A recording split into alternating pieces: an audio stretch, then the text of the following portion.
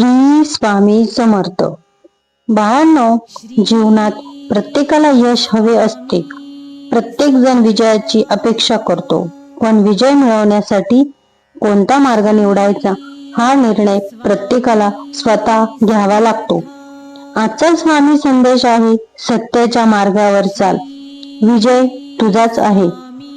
सत्याचा मार्ग नेहमीच सोपा नसतो. अनेक वेळा खोटे बोलणारे, फसवणूक करणारे किंवा चुकीच्या मार्गाने जाणारे लोक पुढे जाताना दिसतात. ते पाहून मनात प्रश्न निर्माण होतात, मी प्रामाणिक राहून काय मिळवले? परंतु बाळा, हे लक्षात ठेव, खोट्याचा विजय काही काळासाठी असतो, पण सत्याचा विजय कायमचा असतो. स्वामी समर्थ सांगतात, जो माणूस सत्य बोलतो, प्रामाणिकपणे काम करतो आणि दुसऱ्याचे वाईट करत नाही, त्याच्यासाठी ईश्वराची कृपा कायम राहते.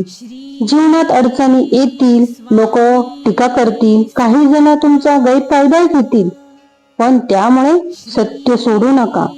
सत्य हेच सर्वात मोठे शस्त्र आहे.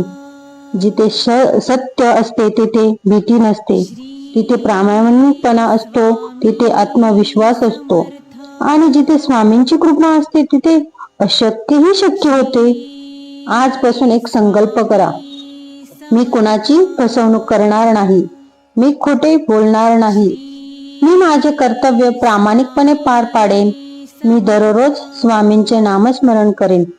बाळा, लक्षात ठेव, लोक तुझ्यावर विश्वास ठेवतील, कारण तू सत्याच्या मार्गावर आहेस. वेळ लागेल, पण तुझ्या मेहनतीचे फळ तुला नक्की मिळेल. स्वामी समर्थ म्हणतात, सत्य कधीच हरत नाही, फक्त त्याचा विजय उशिरा दिसतो. म्हणून कोणतेही संकटात निराश होऊ नकोस. तुझ्या मनात श्रद्धा ठेव, तुझ्या कर्मात प्रामाणिकपणा ठेव, तुझ्या ओठांवर स्वामींचे नाम ठेव. आजचा दिवस सत्याने सुरू कर, दुसऱ्याला मदत कर, कोणाच्याही मनाला दुखवू नको आणि प्रत्येक काम ईश्वराला अर्पण केल्यासारखे कर. यश तुझ्याच पायाशी येईल, मान सन्मान, मनशांती मिळेल आणि सर्वात महत्वाचे म्हणजे स्वामींची कृपा सदैव तुझ्यावरच राहील. चला, शेवटी सर्वांनी मनापासून म्हणूया, श्री स्वामी समर्थ, श्री स्वामी समर्थ, श्री स्वामी समर्थ. त्याचा मार्ग निवडणारा माणूस कधीच एकटा नसतो, त्याच्यासोबत परमेश्वराची कृपा असते. जग त्याला समजून घेण्यास उशीर करू शकते, पण ईश्वर त्याची प्रत्येक भावना जाणतो. आज अनेक लोक यश मिळवण्यासाठी शॉर्टकट शोधतात, खोटे बोलतात, फसवणूक करतात. दुसऱ्याचा हक्क हिसकावून घेण्यात काही काळासाठी त्यांना यश मिळाल्यासारखे वाटते, पण त्या यशात समाधान नसते, मनशांती नसते. खरा विजय तोच तो प्रामाणिकपणाने मिळतो. स्वामी समर्थ सांगतात, कर्म करत राहा, फळाची चिंता करू नका. तुमचे प्रत्येक चांगले कर्म तुमच्या भविष्यासाठी पुण्याचा साठा निर्माण करत असते. कधी कधी योग्य असूनही अपमान सहन करावा लागतो, तुमच्या खोट्या आरोपही होतात, तुमच्या चांगुलपणाचा गैरफायदा घेतला जातो. अशा वेळी रागाने किंवा सुडाने वागू नका, शांत राहा, कारण सत्याला ओरडण्याची गरज नसते. सत्य स्वतःच योग्य वेळ आल्यावरच बोलते. बाळा, प्रत्येक सकाळी उठल्यावर स्वतःला एक प्रश्न विचार, आज मी कोणाचे भले करू शकतो? हा एक विचार तुमचे संपूर्ण आयुष्य बदलू शकतो. जो दुसऱ्याच्या आनंदात आनंद शोधतो, त्याच्यावर स्वामींची कृपा सदैव राहते. तुमच्या घरात प्रेम असेल, आई वडिलांचा आदर असेल, मोठ्यांचा आशीर्वाद असेल आणि स्वामींचे नामस्मरण असेल, तर त्या घरात सुख समृद्धी येण्यास वेळ लागत नाही. लक्षात ठेवा, सत्य बोलणाऱ्याला कदाचित कमी मित्र मिळतील, पण ते मिळतील जे आयुष्यभर साथ देतील. सत्याचा मार्ग कठीण आहे, पण तोच परमेश्वरापर्यंत पोहोचवणारा मार्ग आहे. आजपासून एक व्रत घ्या, मी कोणाचाही द्वेष करणार नाही, मी कोणाची निंदा करणार नाही, मी दुसऱ्याला फसवणार नाही, मी माझ्या कर्तव्याशी प्रामाणिक राहीन. स्वामी समर्थ म्हणतात, ज्याच्या मनात सत्य आणि श्रद्धा आहे त्याला कोणतीही शक्ती पराभूत करू शकत नाही. म्हणून बाळा, अडचणींना घाबरू नकोस, संकटांना शरण जाऊ नकोस. स्वतःवर विश्वास ठेव, स्वामींवर श्रद्धा ठेव आणि सत्याचा हात कधीही सोडू नकोस. वेळ बदलते, परिस्थितीही बदलते, लोकही बदलतात, पण सत्य आणि स्वामींची कृपा कधीच बदलत नाही.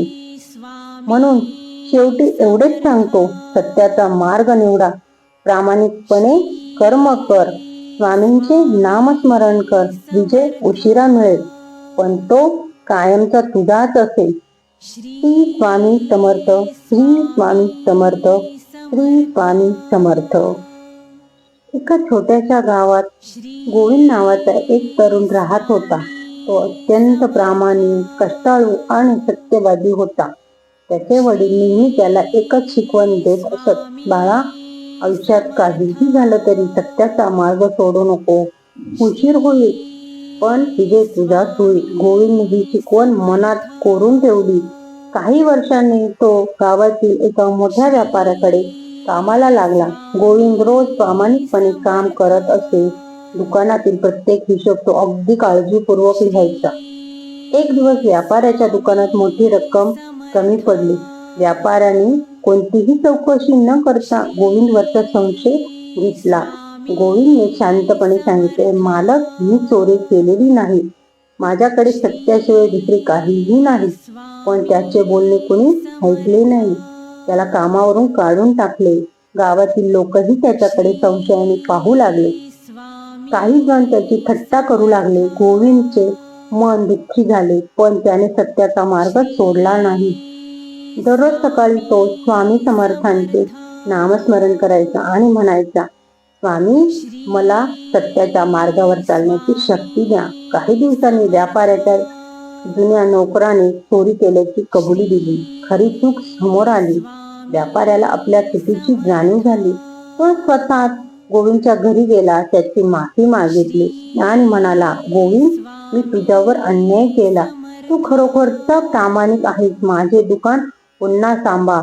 गोविंद हसला आणि म्हणाला, मालक, सत्याला उशीर होतो, पण पराभव होत नाही. त्या दिवसापासून व्यापाऱ्याची संपूर्ण दुकानाची जबाबदारी गोविंदकडे दिली. काही वर्षांनी त्याने गोविंदला भागीदारही बनवले. गावातील लोक जे कधी त्याची थट्टा करत होते, तेच आता त्याच्या प्रामाणिकपणाचे कौतुक करू लागले. तेव्हा गोविंदला वडिलांचे शब्द आठवले, सत्याच्या मार्गावर चाल, विजय तुझाच होईल. या कथेचा बोध असा होतो की बाळांनो, जीवनात अनेकदा सत्य बोलणाऱ्यालाच संकटाचा सामना करावा लागतो, पण सत्य कधी हरत नाही. योग्य वेळ आल्यावर सत्य स्वतःचा प्रकाश दाखवते. म्हणून कितीही अडचणी आल्या तरी खोट्याचा आधार घेऊ नका.